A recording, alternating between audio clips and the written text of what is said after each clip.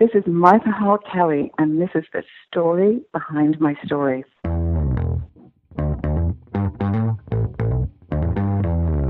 You're listening to the Author Stories Podcast, bringing you the story behind the stories and the storytellers.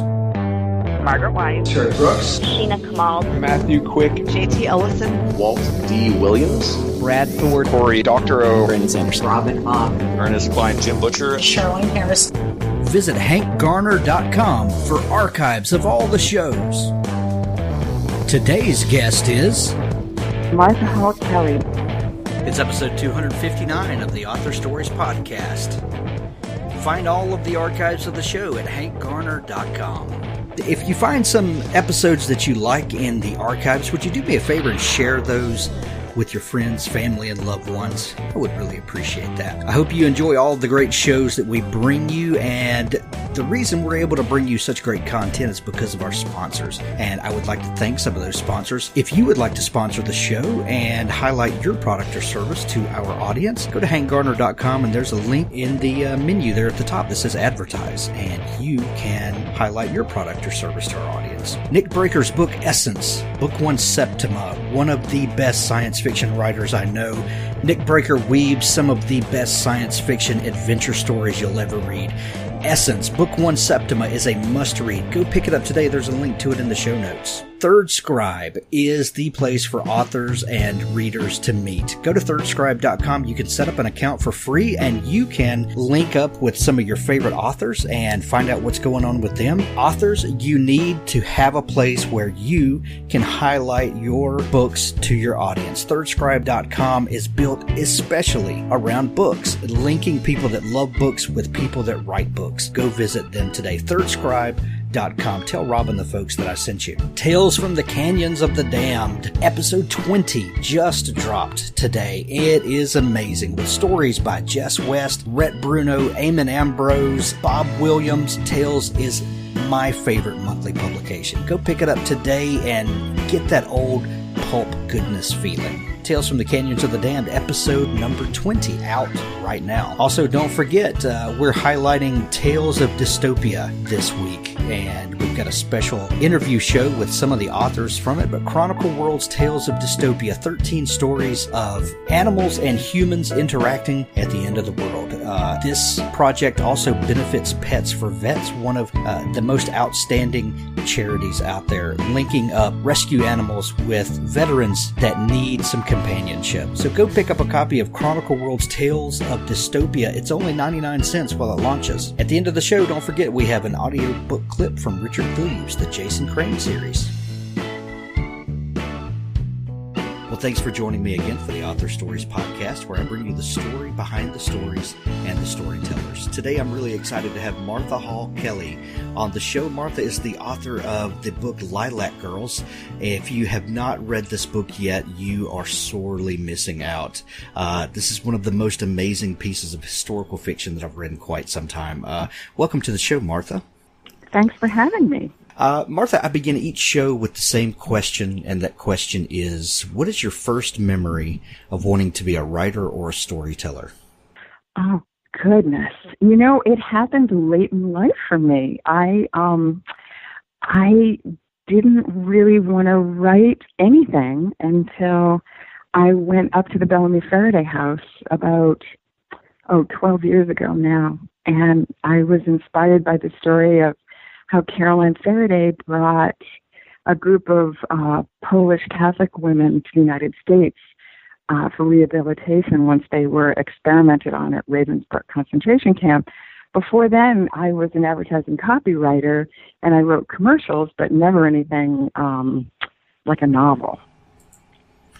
Well, but working in advertising, copywriting, that's a bit of storytelling, if you will. There's there has to be a little creativity. Arguably, yes. Yeah.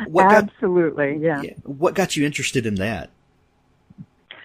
You know, I was a journalism major in college, and when I found out that I could make a living writing commercials, I thought that was too good to be true. So I loved it, and I did it for about 15 years, but then I retired once I had my third child, and I thought, oh, I'll probably never do any kind of writing again, and I was wrong. Once I went to the house, I became obsessed with getting that story out to the world. So tell me where the idea for Lilac Girls first came from. Where did these characters first kind of invade your space? Well, on that visit to the Bellamy Farraday house, it's Caroline Ferriday's house that she left to the Connecticut Limerick Museum now. I love lilacs, and after my mother passed away, I went up to visit the house because they have this famous lilac garden, and it did not disappoint. And on that tour of the house, I found out about that story, and I didn't write it for a long time. I just researched.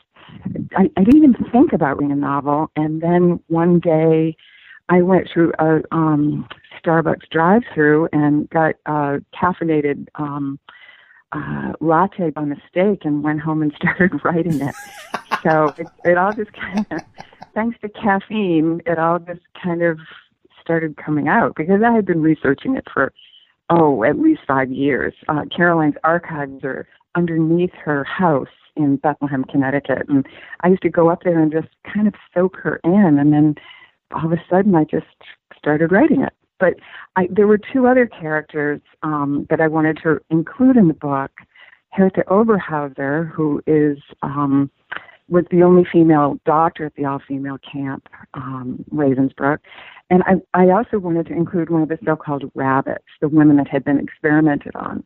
And the Nazis called them the rabbits because they hopped about the camp after their surgeries because the experiments were done to their legs.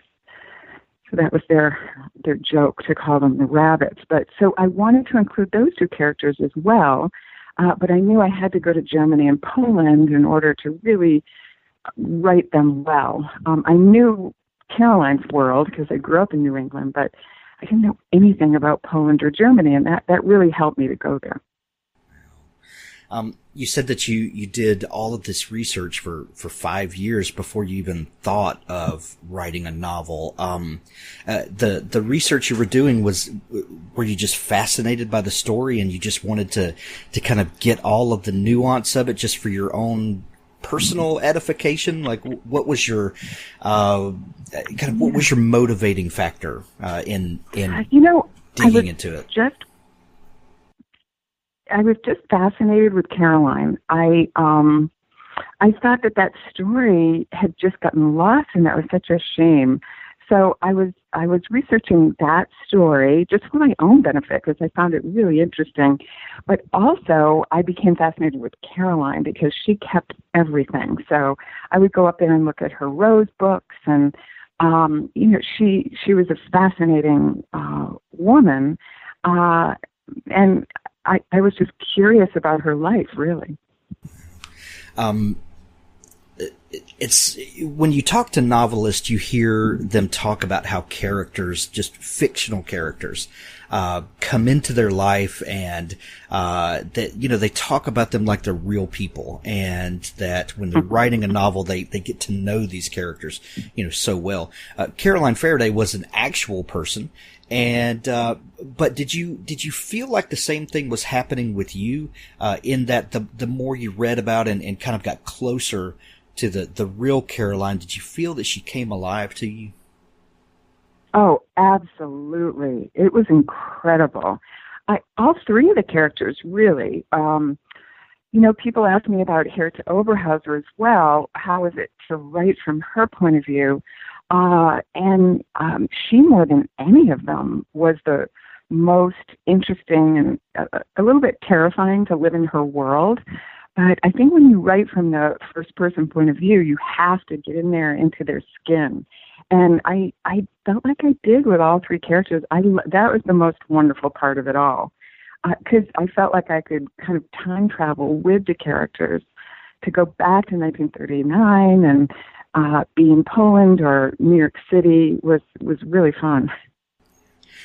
When the book opens in 1939, and you you're with the characters, you're riding up the elevator, and you're it opens up into the French consulate, I guess it is, and all of the bustle, and you just feel immediately immersed into the story and into the setting, and the characters come alive just almost instantly. It's a joy when that happens with a book, and you just kind of fall right into it.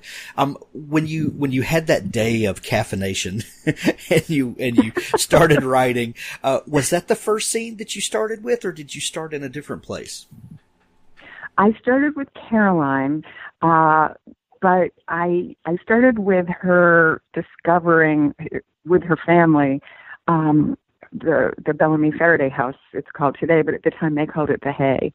That was where I started. And then through many rewrites, I didn't go back that far, but I'm writing a prequel now, and I've included that in the prequel because Caroline's younger in the prequel.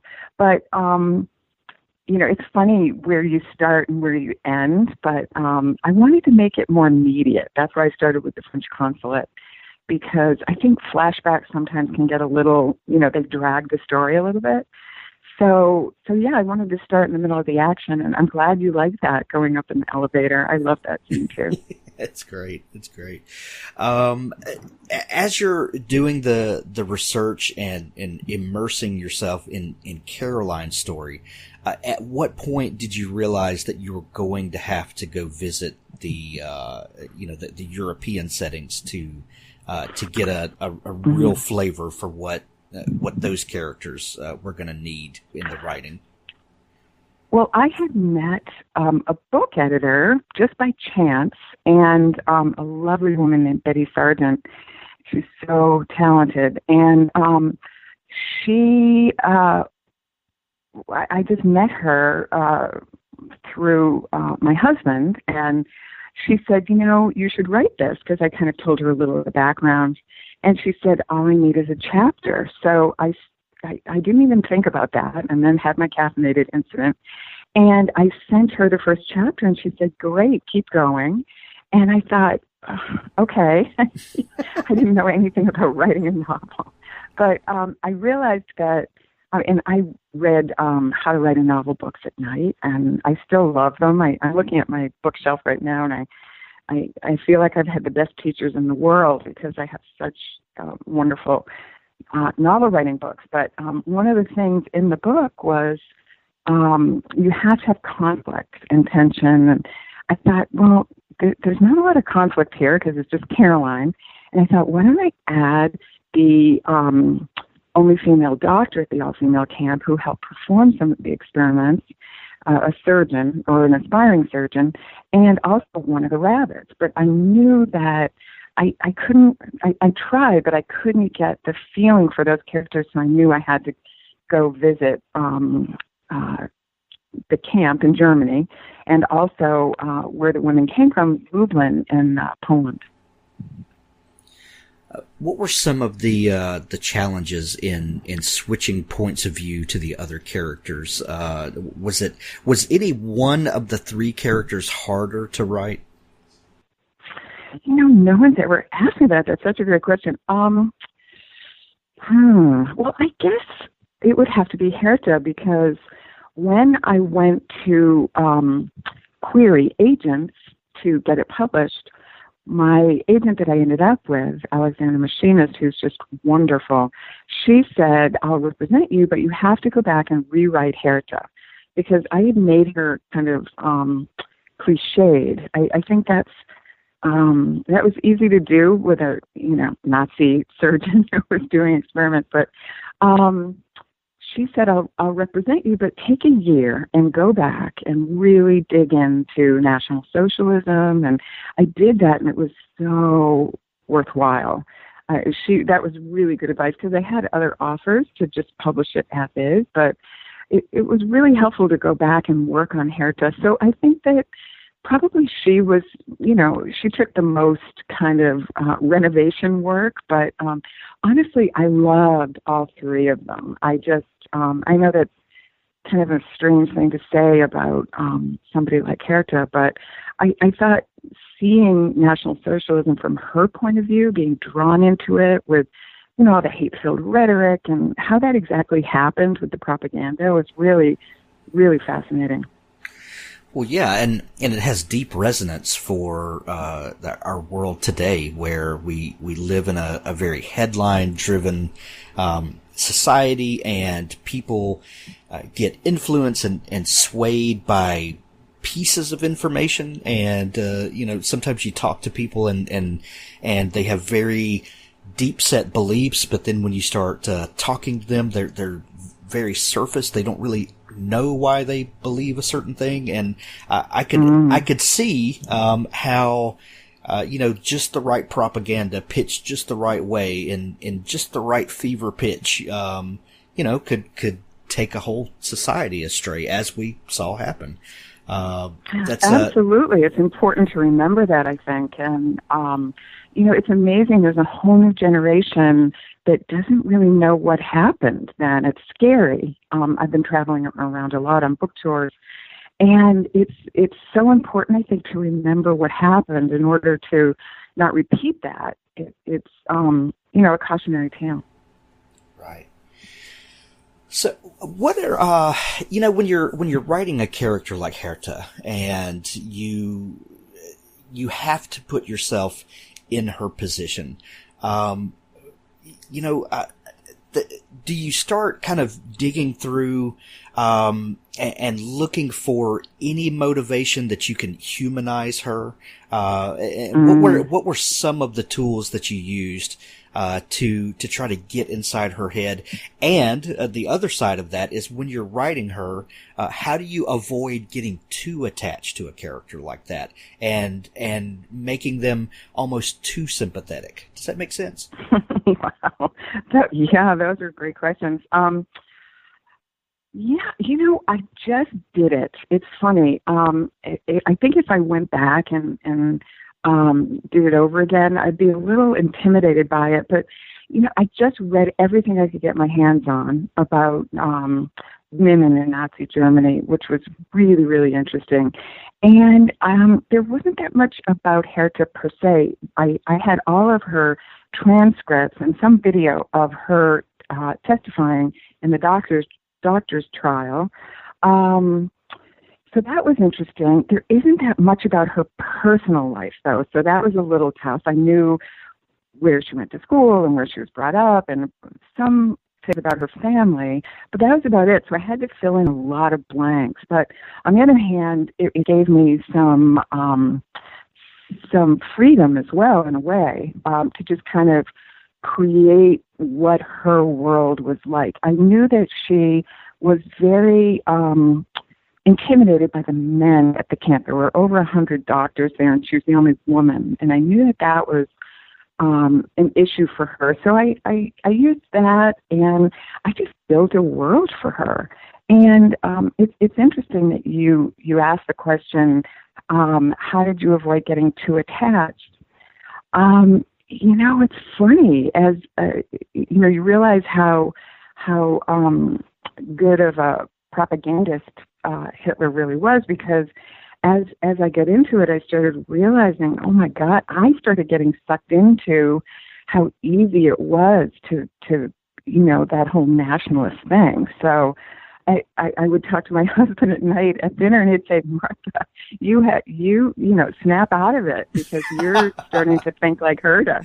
It was really very strange, and because you have to love your characters as an author in order to give them a fair shake. And so, it's a delicate thing, because how fair of a shake did she really deserve?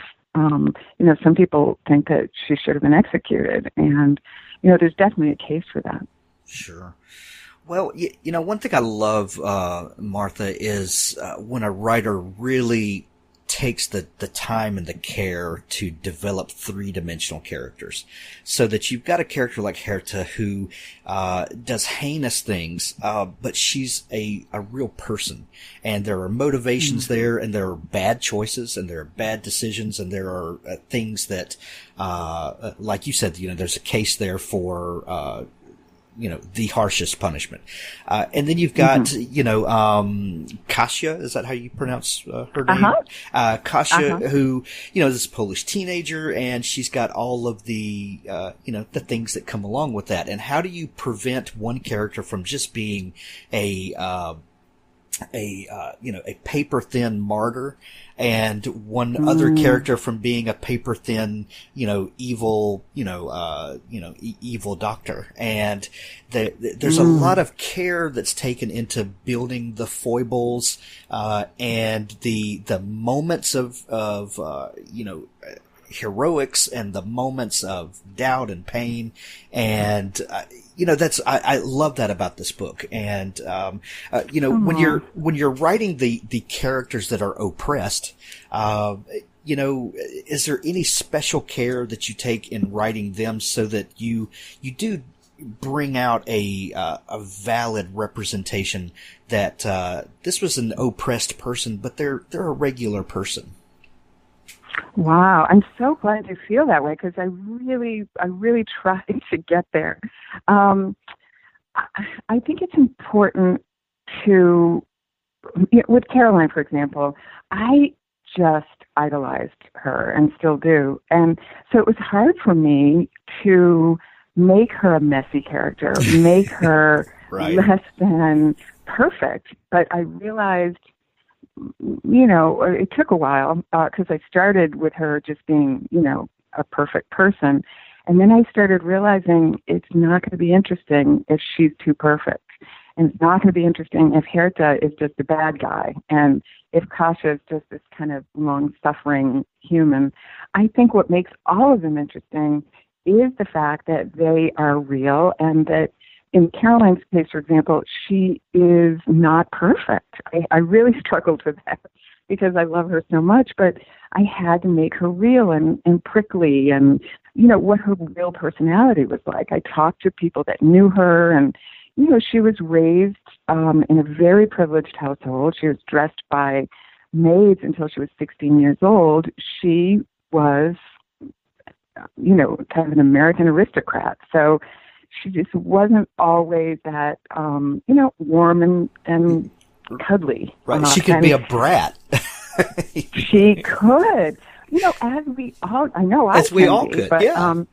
Right. And I think there is a danger with Kasia of making her too good and too, kind of a victim. And I really didn't want to do that. I wanted to make her just a normal teenager who goes into this and has this horrible thing happen. And when she comes out on the other side, she's not okay. She's got, they didn't call it that at the time, but PTSD. And how do you deal with that? She was terrible to her family. That the more I researched it, survivors of concentration camps and other things, they don't just come home and it's business as usual. And I wanted to show that through her, that, she was 14 or, when the war started. So she was a child when it all happened, and she ends up having a child. And what's that like? I thought that was really interesting to look into, is, when someone damaged like that has their own child, what happens? Especially when that child reminded her of her mother, who had been lost at the camp. So I loved delving into all of that. I found that really interesting. Right. Martha, that to be a great writer, you need to read a lot and you need to write a lot to kind of work out those skills. What sorts of books do you love, and what sorts of stories really capture your imagination? Well, anything emotional. I feel like it's a character flaw, but when I put a book on my Kindle or I buy a book, if it doesn't grab me right away, I have a really hard time staying with it. I wish, it's kind of embarrassing to admit that, but so I love a book that just grabs me from the beginning, not necessarily with action, but with caring about the characters and with the emotion of it. And sometimes, that's hard to find in a book. I know there are some people that say very proudly and rightly so they've never not finished a book, but I'm not in that category. So anything that pulls me along and keeps me interested, that's the kind of book that I wanted to write, was something that, kept people's attention. But that said, I don't usually read a lot of fiction while I'm writing, but when I do, I go back to my old standbys of Jane Austen and the Brontes, and I love kind of old historical fiction. Love it. When you started piecing this novel together, after the grand caffeinated day, we'll call it, did you start working, did a detailed outline come together? Kind of how did you see the overarching narrative and kind of, in a practical sense, how did you start moving forward? Well, I wish I had been organized. I had never written a novel, so I kind of went into it not understanding anything. I just jumped in, and that was, I don't know if I can call it a mistake because it all ended up well. First of all, I was lucky that I had a true story as my roadmap. I knew where it ended, with a confrontation between Herta and Kasia, because that is the true story. Herta was recognized by Ravensbrück survivors, so I knew that was my end, and I knew that was good conflict. But how to get there, that was the question. I just started writing it, and then about halfway through, I read somewhere that historical fiction writers use outlines. So I thought, you know what, that probably would have been a good way to start. So I went back and I took these giant pieces of white paper and did an outline. And that really, really helped me, because up to that point, I was just printing out chapters and kind of putting them on my office floor and, working that way. And I realized that's not a good way to work. And when you do an outline, especially with historical fiction, because you're working with real dates and events, I'm looking at my outline right now, actually. It's so much easier because you can move your scenes around on paper before you actually do the surgery to your manuscript. So it would have saved me a lot of time, but it all worked out. But going forward, I definitely will always use an outline. When you're writing historical fiction, because you do have real actual dates that you're working with, and there are historical facts that we know about people, and we know the farther we get away from an event, we're left with the milestones, but we're not left with a whole lot of color of the character and a lot of personality and things like that. How do you, as the author, kind of fill in, all of the pieces and color in the lines and bring, some depth to characters by, imagining kind of what they're going through in a particular situation? How do you take the care to do that, and stay true to the character? I do a lot of, and that's one of my favorite things about writing, is doing that, because I think if you do your homework, you can really bring that world alive. And that's what I love about writing historical fiction. But one of the ways that I do it is by reading in the period, not books about, like right now I'm writing about World War I, not books about World War I, although I've read lots of those, more books written in that time period, so you get that voice. And you also read how other people describe what's going on. For example, I'm reading the book I'm working on now. It takes place in Russia, and I'm with the White Russians, and I'm reading memoirs of White Russians and how they describe going to court and seeing the Tsar and what it was like and what it was like to be a peasant. So I feel like, when you get their first person point of view, it really helps kind of reimagine that in your own, the context of your own book.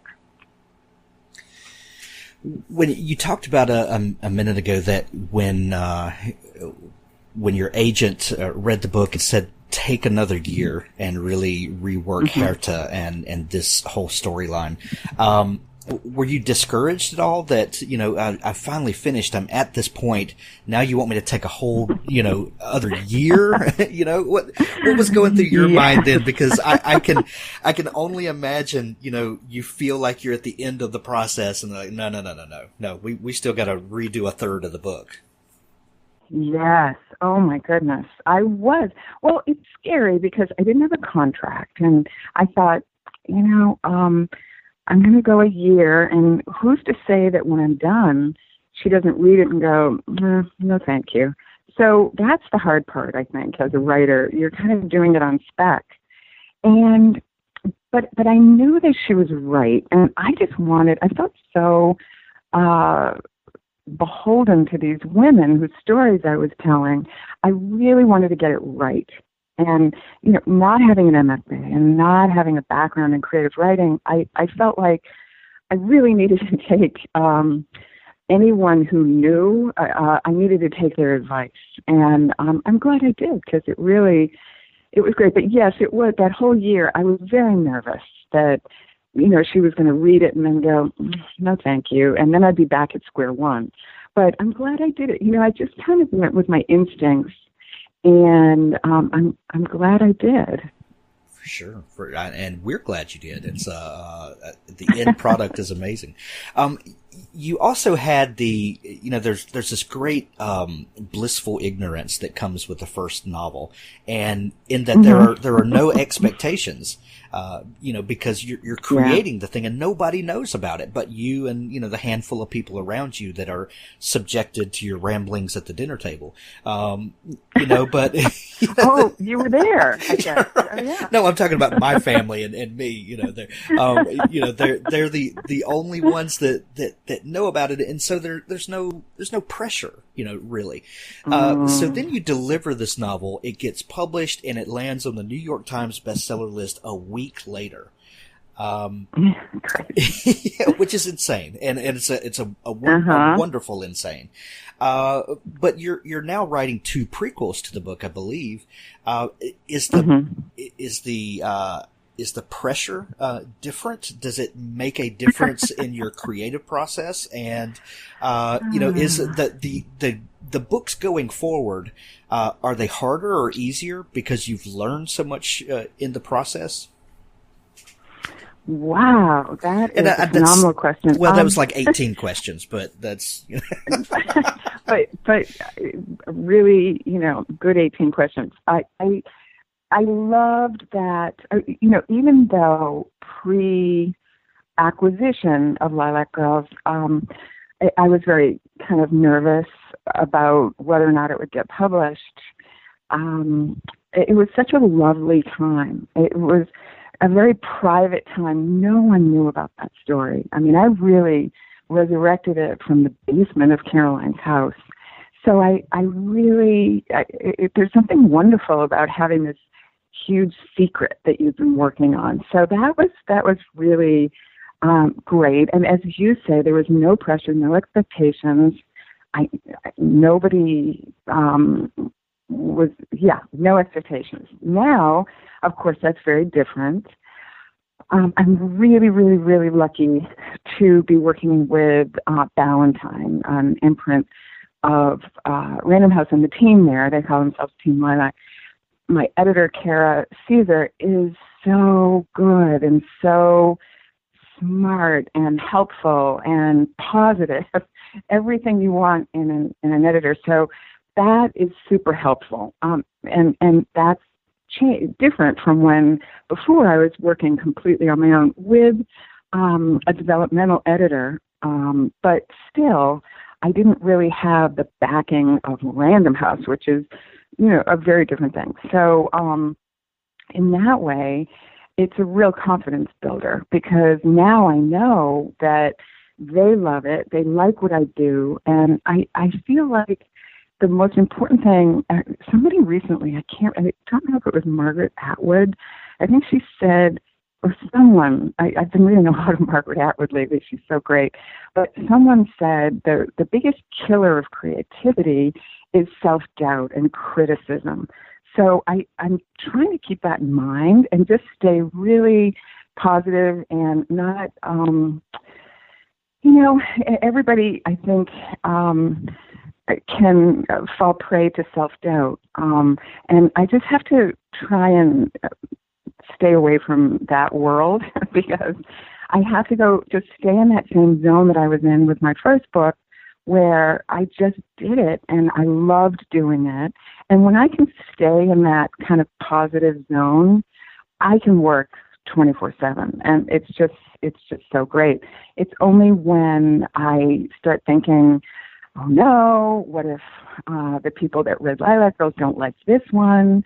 The other one was about the Holocaust. What if they don't like reading about, the Bolshevik Revolution? But I think I just have to remember that what I did with the first one was I wrote a book that I wanted to read, and I want to read this book too, because I think it's pretty compelling. Well, there's people may think that the draw for a book like Lilac Girls is the huge tragedy that the story is based around. But there's lots of stories about huge tragedy. It's the way that the author is able to weave a very human narrative around that huge tragedy. Can you come and live with me, because that is such a great thought. No, really, that's so true, because it's just a backdrop. It is. World War II was just a backdrop, and Lilac Girls and World War I is just a backdrop for Jim Lane, this new book. So I think that's so true. I'm so glad you brought that up, because that's going to, my ballast. Yeah, it definitely is, and it's that if you bring the same skill and the same humanity to the characters in this, we don't care where you set the book; it's going to be fantastic, like Lilac Girls is. Wow! Good. Well, that makes me feel much better. so when you have a book like Lilac Girls, it has such a dramatic culmination. Where do you take the story from there? I guess you take it backwards, don't you? Yeah, that's what I did, which is kind of weird going back in time. But I had done so much research on the family, and I know them so well, and I didn't want to leave Eliza and Caroline and the other characters. So I thought, wouldn't it be interesting to see where Caroline got that incredible philanthropic thing that she had? And I knew that her mother had helped the White Russians, these former aristocrats that came to the United States with nothing. And I have a lot of research about what she did. She opened up her New York City apartment and had a bazaar, and a permanent bazaar where they would sell things for the benefit of these women. And I also knew that at her Gin Lane home, her cottage in Southampton on Long Island, in the Hamptons, what they call the Hamptons today, she sheltered women there that were,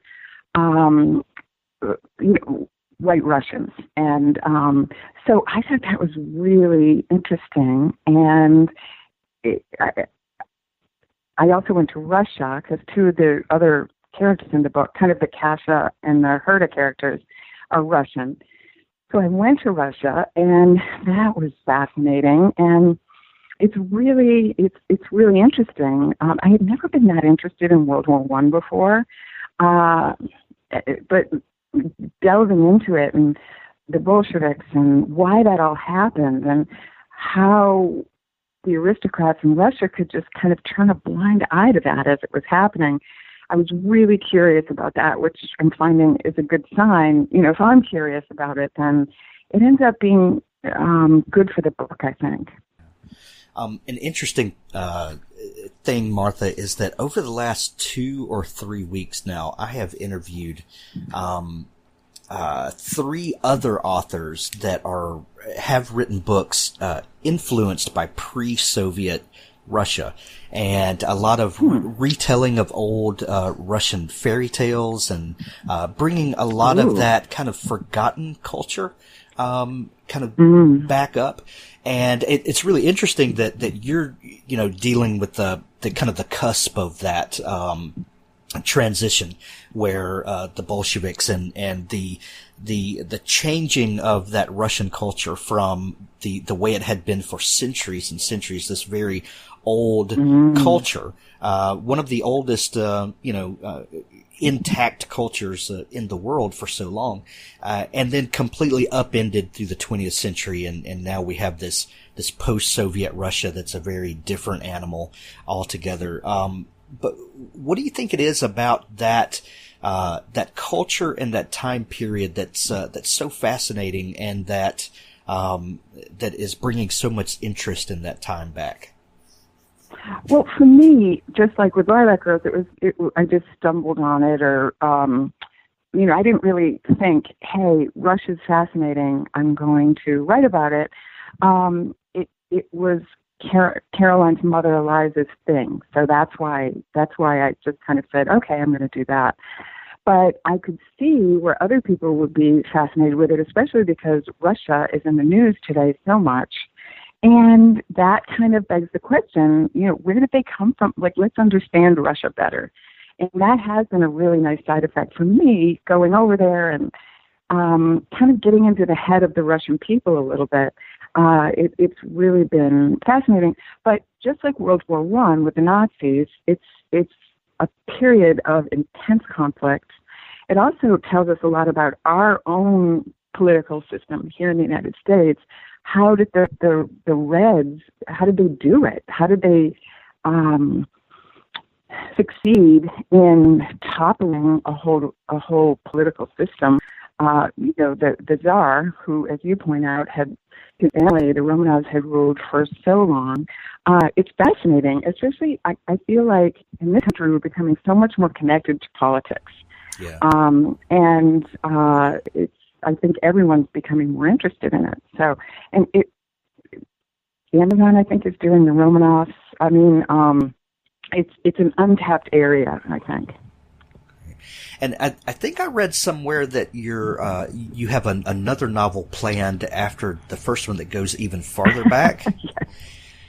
Yes, the third one is. So Random House acquired both of them, Jin Lane, and then the third one is about the Civil War. Caroline's great-grandmother, Eliza Jane Wolseley, was a nurse on the Civil War battlefield. And, that's going to be so exciting. My husband keeps saying, can you just finish this one so you can get to the Civil War book? Because he's a huge Civil War person. But, so it's about the Civil War. And that's really fertile ground with the Farraday house, because they've got tons of information about Caroline's great-grandmother. So that's I can't wait to dig into that. I used to live in Atlanta. I just moved back to Connecticut, and I did a lot of research down in Atlanta about Civil War, and can't wait to dig into that one. Yeah, that's I'm interested to know how your research time in Atlanta did that change any of your maybe preconceived notions about how that story would did it inform anything and bring any different insight than you expected to the Civil War book that you're writing by living in the South? Did any of that change? It did. Yeah. Well, first of all, it's important to research all three at the same time in a way, because in all three books there are things, this is kind of complicated, but there are things that are carried over from the one before. For example, there are like furniture in the house that you see in the Civil War book, And you realize by the time you get to Lilac Girls, it's there as well. And I really wanted to make sure that that carried through. But so that's kind of fun. And I think that people who read all three books will think that's really, very interesting. You pick up the clues as you go along, kind of. But in terms of living in Atlanta, I think you have to live somewhere or at least spend time somewhere to really understand it. And I've always been a New Englander, Yankee, and I feel like I did get a very different point of view living in this and hearing people talk about it from their point of view, because I'd never experienced that. And, just the fact that they call it the War of Northern Aggression. I mean, as someone from Massachusetts, it was a little bit of a shocker, but I think it's important to see the other side of it, because only then can you really, just like with Herta, until you understand what she was all about and how she was sucked in by National Socialism, you can't really tell the story in a balanced way. So I feel like living in the South really is going to help me do that. Martha, it's been a great joy to talk to you today. If people are not familiar with your work and what all you do, where can they find you online to kind of connect with you and follow along? I guess my website is the best place. It's marthahallkelly.com. It has some information about the true story. It has all sorts of good things. Lots of book club information. The book clubs have been amazing. I love Pinterest, and I pin a lot about, lots of great pictures of Caroline. And also I have a Pinterest page for the new book, pinning as I go along some kind of clues about what the story is about. Oh, we like clues. Oh, good. Martha, thank you so much for taking time to come on the show. The book is called Lilac Girls. I highly recommend everyone go grab a copy of it today. Thank you for taking time to come on the show, Martha. Thank you so much. It's been a pleasure. Thanks for listening to the Author Stories podcast. For more great author interviews like this one, go to hankgarner.com and dig through the archives. There's something there I know you'll love. Now stay tuned for a special audio clip from Richard Gleaves' The Jason Crane series. They sat in silence, leaning on Spook Rock. It pulsed against his back, in rhythm with his heart. He fought an urge to press his palms to it and steal its mysteries. Kate took her hand away. This fundraiser for my father's campaign, was it your idea? No, I didn't think so. You need to watch out. For what? She stood and paced, hands in pockets, avoiding his eyes. Right now, you're a free agent. Nobody knows what you can do except me and Joey. That's rare. You've got space to find your own path, without everybody watching you or controlling you. How many of them, us, are there? A few handfuls of families. We used to be all over, but we're kind of dying out. The secrecy issue makes it hard for us to find each other, hard to find people to marry and the like. So we congregate in a few obvious places. Salem, Sleepy Hollow. Transylvania? Don't be stupid. There's no monsters, just people. And ghosts. Ghosts are people. They were. She held her arms out. That's all there is. People in the spirit world. And places in between. Magic places, haunted places. Like this. We gravitate to towns where we can stick together. It sounds nice. It can be smothering. We have factions. Not all of us want to get by in peace. Some of us, my father is one, say we need to be more aggressive. Increase our numbers. Take charge of things. Politics, finance. Fix the world. People listen. They think they're special. They don't call themselves the gifted. They call themselves the appointed. As if God singled them out to rule. My dad's a good man. He just thinks he knows what's best for everybody. And you'll be meeting his crowd. At the fundraiser. It will be mixed, mostly normals, but I'll point out the dangerous ones. My father employs a man named Mather. You can't miss him. He has purple eyes, Mather is like this rock. He'll be able to sense you. If you want to stay a free agent, you'll need to avoid him. Or else what? They'll want to recruit me? You're Ichabod's descendant. Ichabod was attacked and survived, a potential founder. They're already watching you. I'm no good to anyone. You don't believe that. Neither do I. She knelt and pushed the hair out of his eyes. What am I going to do with you, Jason Crane? Love me, he thought. He felt himself lean forward. They would kiss, here in this sacred place, beneath the stars. Stars? Stars? What time is it? Jason jumped to his feet. We need to go. Why? A firefly swept the air, flared yellow-green, and died. What's wrong? She followed his gaze and gasped. Fireflies swam in every dark crevasse. Faces coalesced where the lights hovered. Faces of crones and young boys and stern men. Emaciated, hale, wounded, vacant, menacing, piteous. Bodies took form. Military uniforms, bonnets, black lace, crepe, shrouds, winding sheets. Sleepy Hollow Cemetery had disgorged its dead, and that grand army of spirits now made camp at Spook Rock to await orders from their leader. A laugh chopped the wood of the forest. Jason had heard that laugh before. He squeezed Kate's hand. Run,